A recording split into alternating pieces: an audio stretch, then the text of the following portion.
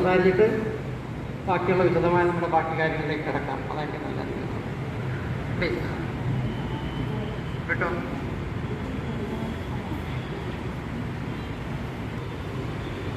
Thomas Mathew, സുഹൃത്തുക്കളെ, പ്രായം കൂടി വരുന്നതുകൊണ്ട് പലരും പേര് പറഞ്ഞു പോകുന്നുണ്ട്. പ്രതികരിക്കുന്നവരെ വീട്ടിലുള്ളൂ. അപ്പോൾ എൻ്റെ പരിപാടിയെന്ന് വെച്ചാൽ ഈ രണ്ട് ആൻജിയോപ്ലാസ്റ്റി കഴിഞ്ഞ ആളാണ് ഞാൻ. ഈ ബെഡിൽ കിടന്നിട്ടും അല്ലാതെ അതിനുശേഷം നടക്കാൻ പോകും. ഞങ്ങൾക്കൊരു മോർണിംഗ് വാക്കേഴ്സ് ഒരു ഗ്രൂപ്പുണ്ട്. എല്ലാവരും യൂണിഫോം ഉണ്ട്. എല്ലാ ദിവസവും യൂണിഫോം മാറി മാറി എടുക്കും. 12 പേരുണ്ട്. ഞങ്ങൾ കൃത്യം 6 മണിക്ക് നടപ്പ് ആരംഭിക്കും. സുരേഷ്,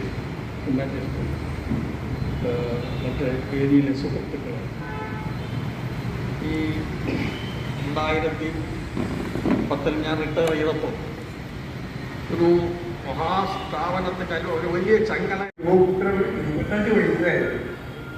ഒരു ഭയങ്കര സന്തോഷം. എന്തായാലും ഈ വേദിയിൽ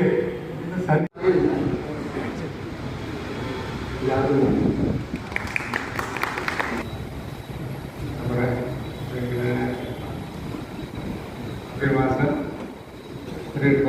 ഈ ബ്രാഞ്ചിൽ ഞാൻ മെയിലാണ്. ജൂണിലോട്ടാണ് പോകുന്നത്. ആ തന്നെ കോട്ടക്കലിരിക്കുമ്പോൾ 2 പ്രാവശ്യം കിട്ടും.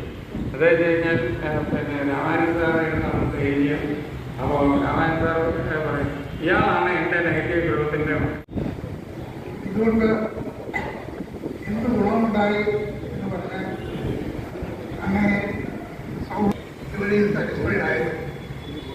ഇന്ത്യയിൽ തന്നെ കേരളത്തിന് പുറത്ത് കൊൽക്കത്ത തുടങ്ങിയ സ്ഥലങ്ങളിൽ ഡൽഹിയിൽ ജോലി ചെയ്യേണ്ടി വന്നിട്ടുള്ള പിള്ളേര്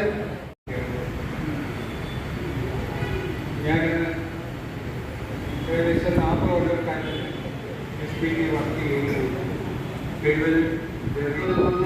ആക്ച്വലി എനിക്ക് 17-ാം തീയതി ഫൈനൽ ഇയറിങ്ങനെ പോസ്റ്റ് ചെയ്യുന്നതാണ്.